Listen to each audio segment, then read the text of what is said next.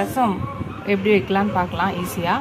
First இந்த size புளியை ஊற வச்சு கரைச்சி வச்சுருக்கேன். தக்காளி 2, பெரிய சைஸாக இருந்தால் 1 போதும், சின்ன சைஸாக இருக்கிறனால 2 கரைச்சிக்கலாம். துவரம்பருப்பை வேக வச்சு வச்சுருக்கேன். அதை எடுத்து கொஞ்சம் கரைச்சிட்டு இதை புளி தண்ணியோடு ஊற்றிடலாம். ஊற்றிட்டு தேவையான அளவு கொஞ்சம் தண்ணி ஊற்றி ரசப்பொடி 1 ஸ்பூன், மஞ்சத்தூள் 1/4 ஸ்பூன் இதுவரையும் போட்டு கொதிக்க வைக்கலாம். அடுப்பை பற்ற வச்சு அந்த இதை வச்சிடலாம். இந்த பக்கம் அடுப்பை பற்ற வச்சு தாளிச்சிக்கலாம். பூண்டு ஒரு 5-6 பல் போட்டு நசுக்கிக்கலாம். கொதிக்கிற ரசத்தில் இந்த பூண்டு நசுக்கி வச்சதை போட்டுடலாம். கொதிக்கிட்டோம். இந்த பக்கம் தாளிச்சிக்கலாம்.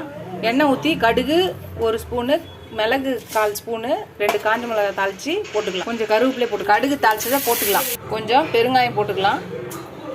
ஹலோ ஃப்ரெண்ட்ஸ், இந்த மாதிரி நுரக்கட்டி வரும். இந்த ஸ்டேஜில் நம்ம அடுப்பை நிறுத்திடணும். அதுக்கப்புறம் கொஞ்சம் கொத்தமல்லி போட்டு இறக்கிக்கலாம்.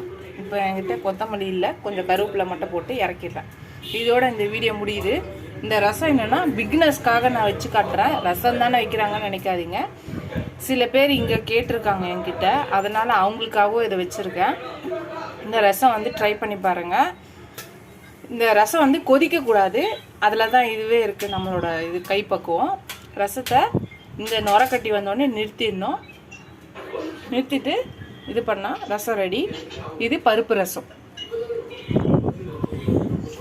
இதோட இந்த வீடியோ முடிச்சுக்கிறேன். இந்த ரச ரெசிபி உங்களுக்கு பிடிச்சிருந்துச்சுன்னா லைக் பண்ணுங்கள், ஷேர் பண்ணுங்கள், கமெண்ட் பண்ணுங்கள். எனக்கு சப்ஸ்கிரைப் பண்ணாமல் வீடியோ பார்க்குறவங்க, ஃபஸ்ட் டைம் பார்க்குறவங்க சப்ஸ்கிரைப் பண்ணிவிட்டு பாருங்கள். ஃபுல் வீடியோ பாருங்கள், ஸ்கிப் பண்ணாமல் பாருங்கள். இதோட இந்த வீடியோ முடிச்சுக்கிறேன். பாய்.